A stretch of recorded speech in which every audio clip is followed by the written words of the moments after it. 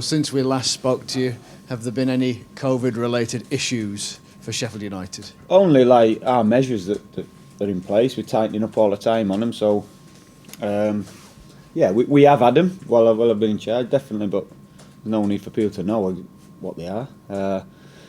But the other things that we're doing is just all the precautions that we possibly can. You know, like changing meeting rooms for ventilation, smaller meetings, less meetings, 2 buses again, individual rooms.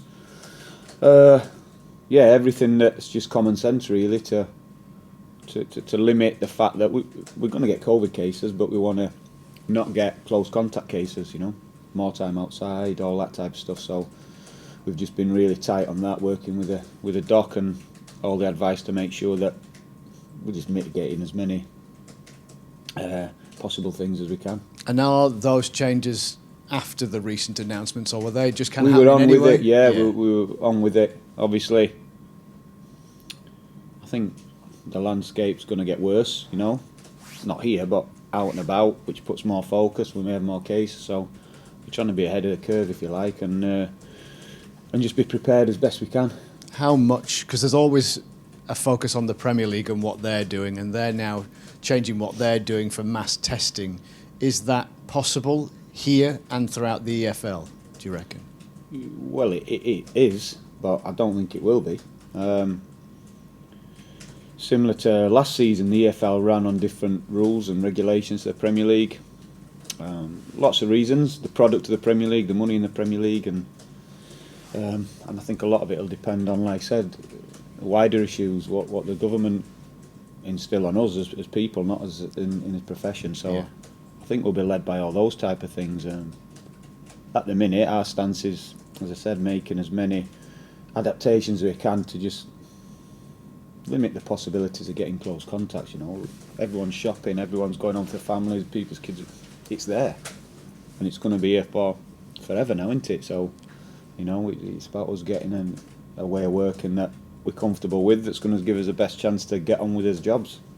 Thomas Frank said maybe it's time for a break, that football takes that break for a few weeks, whilst we're perhaps in the midst of a rise in all of these cases. What would you think to that? A personal opinion would be no. One, because I love what I do and I want to keep doing it, you know, purely selfish reasons. But then the other one would be, we're still out and about there. Last time was different because everything was in lockdown, so you did limit the risk of transmission within your club and all that type of thing. But for example, if we shut down for a couple of weeks, we may bring more cases in from, you know, it's still there. So I get it, but it'd have to be part of a wider thing, I'd say, for that to really work. And like I said, being a nationwide thing, changing from Plan B to Plan C or Plan D or whatever, you know, Boris made us go to. So I think until those things changed, I wouldn't see the point in it.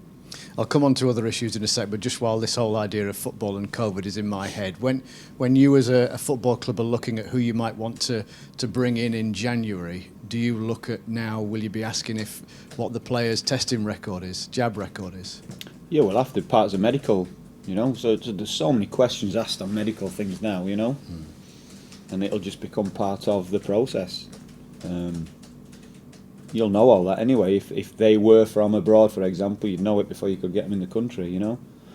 So yeah, it's here to stay. So it will become part of us daily lives, you know, and in our job as well. So yeah, I would have thought there'll be lots of changes in similar to that. Non-COVID related stuff then. John Fleck, how is he, and what's his availability for Fulham?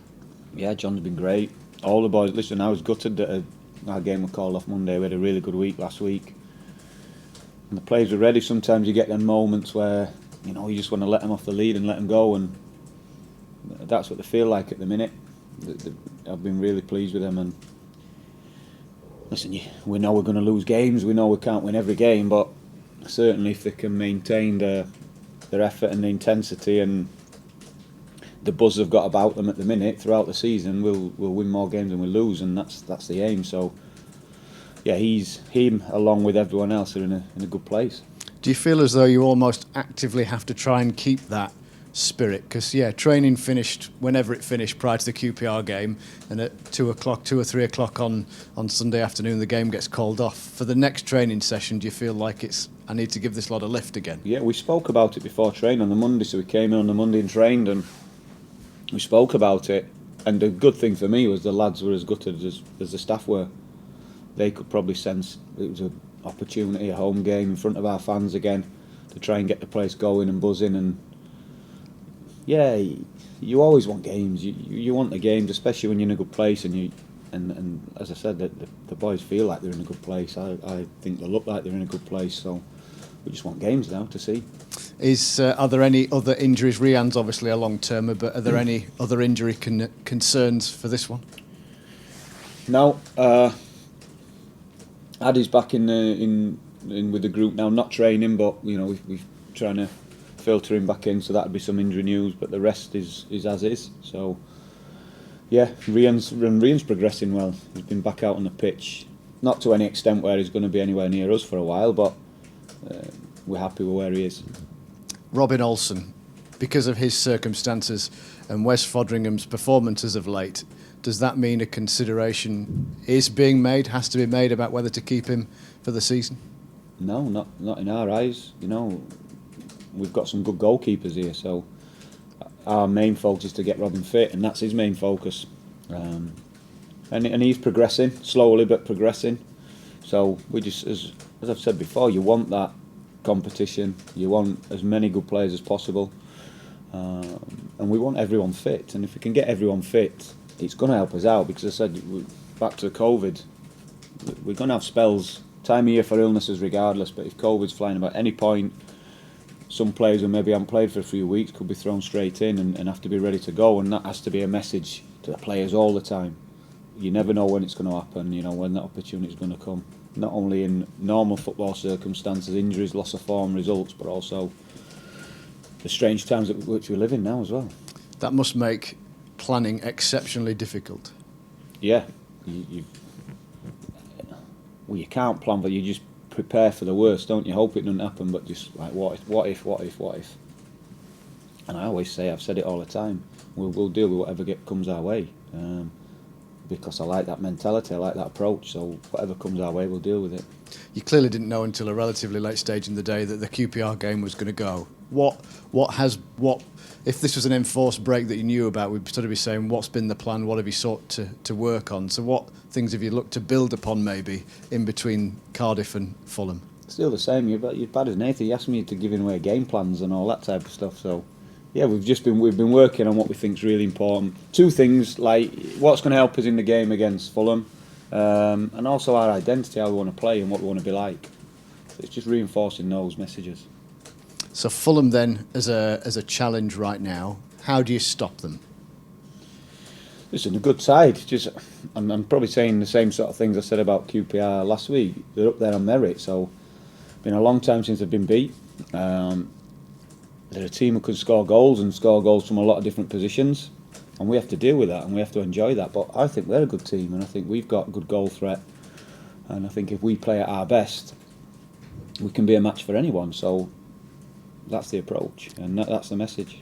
Do you, and look, I maybe run the risk of not clutching at straws as such, but just over-analysing. Do you read anything into the fact that they've drawn their last 4 games and that maybe then aren't at their sweeping best that they were in the month prior to that? Not really, because I've seen 3 of the last 4, not all of the 3, but and I remember the Bournemouth one in particular. I thought they were excellent. 20-odd shots on goal against one of the next best teams, and should have won the game, and they were good. Yeah, they were good. So we know what we're going to face. Aleksandar Mitrovic is their principal goal threat, though, isn't he? Do you plan separately for him, or have a plan for him, or is it just, whichever way you look at it, it's difficult? Yeah, it's difficult. Your plan is to be wary of him. He needs service, but if he gets service, he scores goals. So it's a plan for him. Anywhere in the final third is dangerous, especially in and around your box. But also then it becomes a bigger picture, how do you stop that service, or limit that service, should I say. And that's That's the bigger issue. That's what's more important to us, because if we are stopping that, it means we're controlling parts of the game which are really important. Even if they've got the ball, can we control those parts of the game? So, yeah, it's going to be a good test. It's going to be a good game, and yeah, we're going to approach it to try and win the game. And as I said before, there's lots of different ways we can do that. Whether it's when we've got the ball, we have to be creative, we have to be brave. Whether it's when they've got the ball, we have to be strong but still want to be aggressive to win the ball back. And we're going to have to defend at times and make sure that we're really strong in front of our goal. Early days, of course, but it is that great test of where Sheffield United are in relation to those teams. Because you'd imagine whoever finishes above Fulham is going to get promoted automatically.